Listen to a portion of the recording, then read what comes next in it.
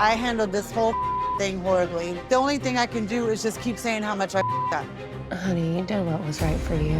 I felt really like backed into a wall, you know? And so I did some shady.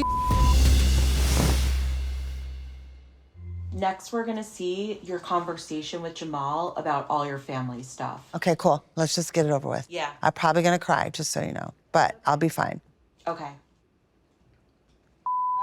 Okay. Okay, I got it.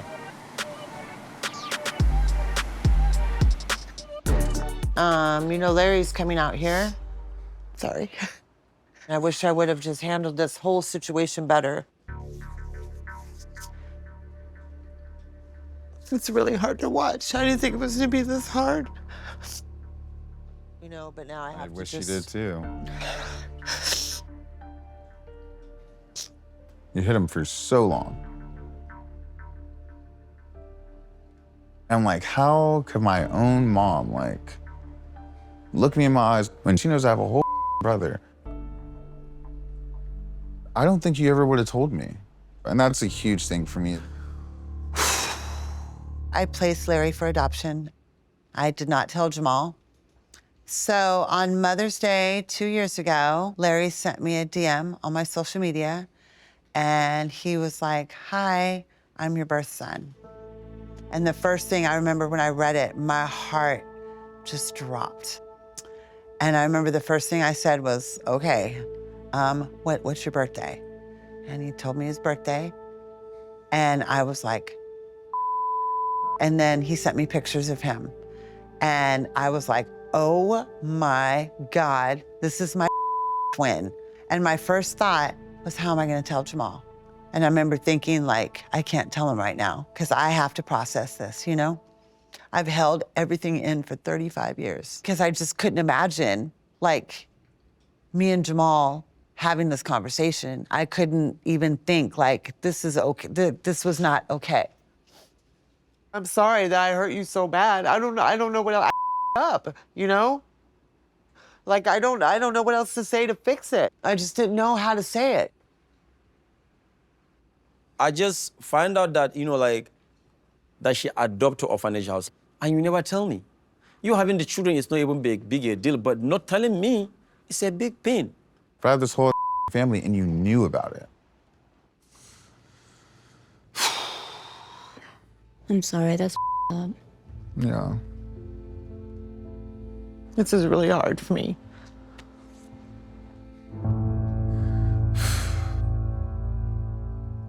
So, my mom had like called me one day. She'd been weird for like months. She was like erratic all the time, upset, depressed. She called me and she was crying and she was like, I need to tell you something. She was like, I have been keeping a secret from you. You have a full-blood brother who's older than you, and I put him up for adoption. And I was like, why are you telling me this now? And she was like, well, he reached out to me. And I was like, today? And she was like, no, like 3 months ago. And I was like, so you haven't told me for 3 months? I was like, why haven't you said anything? Yeah. And she was like, well, he does think he's been talking to you. My mom had gave him like a fake number and was like catfishing him as me for like 3 months and didn't say anything. What? And it got to a point where he wanted to like talk to me on the phone, and she ran out of like options. I'm just like imagining like if my mom did that to me, like I can feel like I would feel so, it's like a betrayal, you know, in someone that you're supposed to trust, and especially for so many years. And it's just like has completely like, it's just like completely is like my like trust, like relationships. I understand because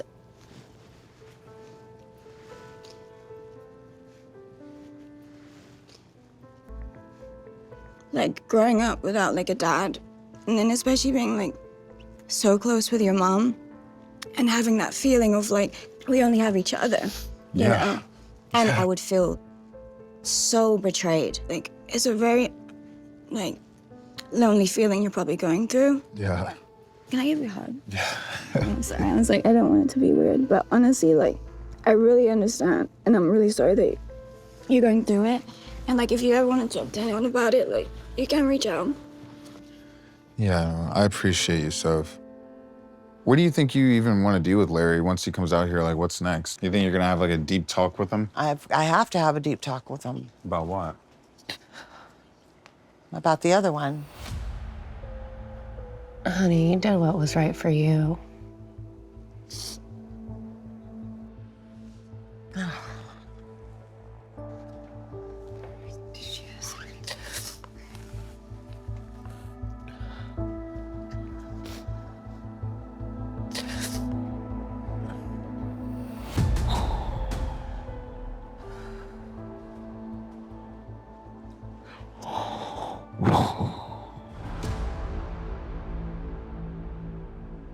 I low-key, like, catfish my own son. And I'm just like, what kind of person does that? Like, what kind of person does that? But I felt like I was protecting him until I could get the nerve to tell him. And I don't think he'll ever understand that. I did not handle it the most stellar way, and I'm not proud of it.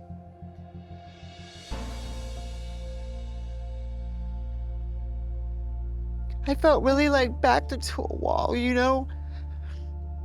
And I was still processing everything. Like, I was still trying to process all of this. Is that why? And I'm not mad at Larry at all. Like, he wanted to meet his brother, his full-blown brother. But it was like so much pressure, and I just couldn't, like, I didn't know what to do. I couldn't call his dad to ask him, like, his advice. You know, my mom's not here.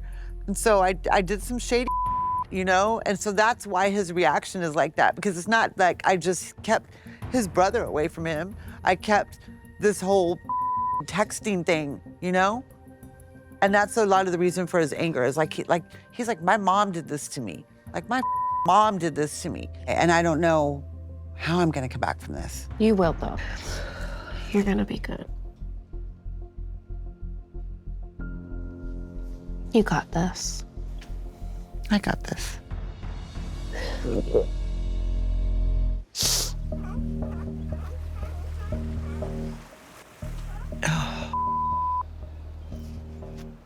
As much as I want to sit here and like talk about how like I feel bad for you and stuff, I don't expect you to feel bad for me. I yeah, never well, asked you to. I know I don't really. Like I know it's like a lot for you.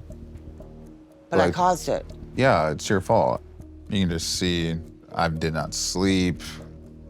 It's been very hard with this whole thing. It just sucks, dude.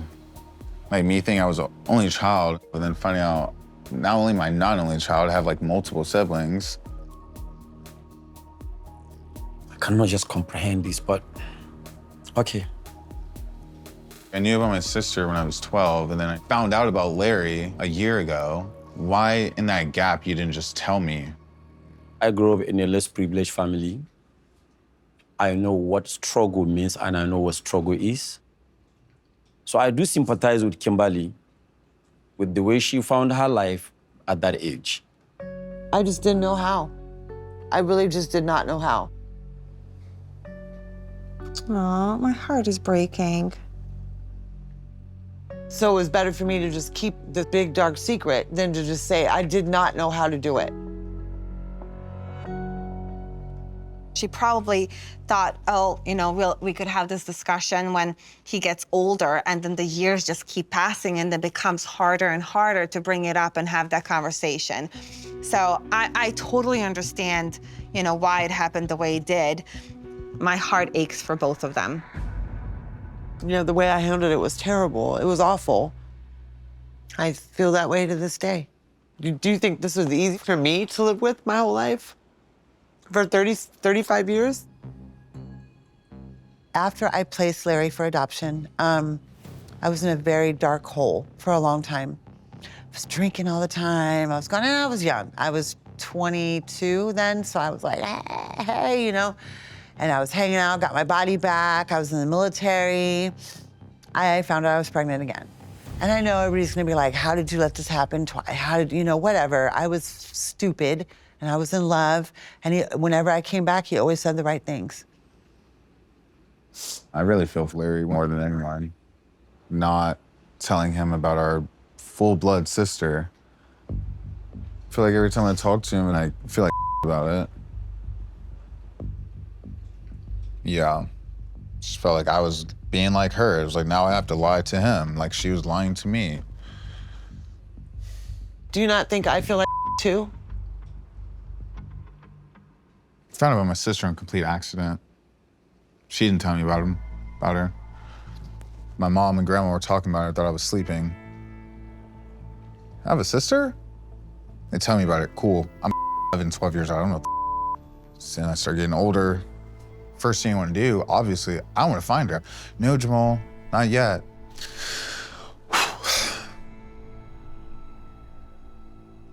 When Jamal wanted to find his sister, I sent an email to the adoption agency, but it was $750 to open up her file.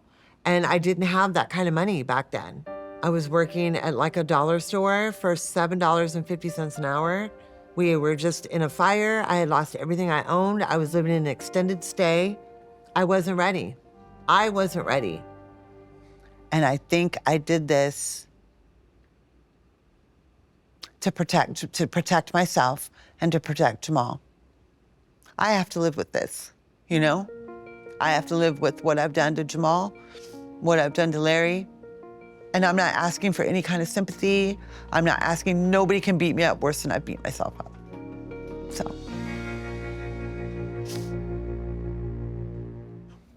Okay, we're now gonna watch you telling Larry about his sister. Okay. I knew it was coming, so.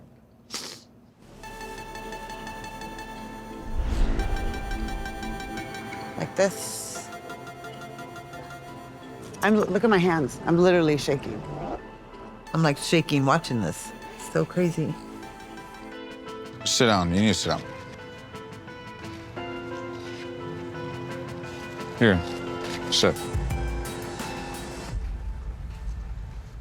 When I got out of the car at the picnic place, I was hyperventilating. I was just like I literally thought I was gonna have a heart attack. I was so just overcome, knowing it was about to happen. It was like, I'm just about to their whole trip. You know what I mean? Here, sit. It's like one of the hardest things I've ever had to do, you know? Yeah. So hard. It's hard when you've lied all the time to like open up like that, you know? Oh, Mom. She was so hard on herself this day. I remember that. If you can tell me the truth about him, then you can tell him the truth about her. I really wanted my relationship with Larry and the rest of his family to be pure and honest and just really get to know them and let them get to know me. But because of this sister situation, I just felt like if I would have tried to fully engage with them, I would have kind of felt deceitful. And so until that was out in the open, I was never gonna be fully myself with them. So that's why I felt like I needed her to really tell him so I could start building that relationship. Oh, here they come. Hi, guys. Hi, baby. Hello. Oh. Look at Jamal's brother. What? What's up, baby? Hello. Oh, man. This is beautiful. Cut your hair? It's beautiful. I like it. I'm happy they all reunite. She did make a mistake and she realized it, tried to fix it. And I hope the children and the family, understand that. I'm happy she met with her family. I'm happy Jamal is meeting with his other siblings. And everything's going to be all right. I pray that is all. I pray we don't have another secret. I do gotta talk to y'all.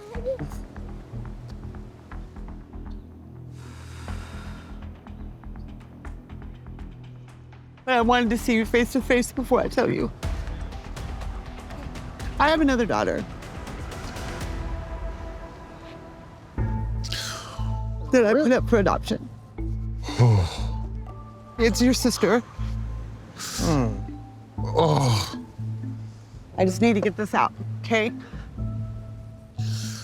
Oh, man, this makes me sad. So proud of her for doing it, though. please don't hate me. And there's so many times we went on the phone and I wanted to say something, but I couldn't say This it. is so heartbreaking. And I didn't say nothing because I felt like it was like on her, you know? Yeah. I did everything. Everything's been by myself, you know?